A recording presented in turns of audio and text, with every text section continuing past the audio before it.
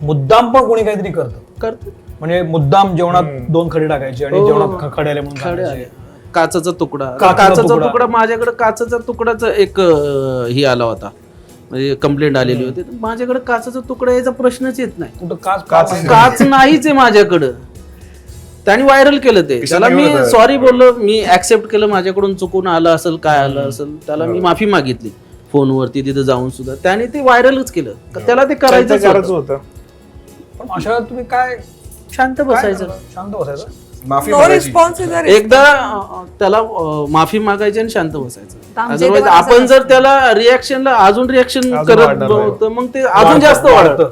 हो, आमच्या इथे पण असंच असतं, कारण आम्ही लेडीज काम करतात ना, सगळं केस भेटणारच ना, ते मोदक आणि सगळं हेअर कॅप घालतात आमच्या इथे, ते केस भेटलं चुकून एखादा केस नसतं ओपन स्पेस आहे, म्हणजे केस त्याच्यावर नसेल, आणि ते केस नसतंच खरं, म्हणजे ते आपलं करवंट ते असतं ना, पण ते काय समजूनच नाही घेत. नाही समजून. मग काय करता तुम्ही, काय म्हणता?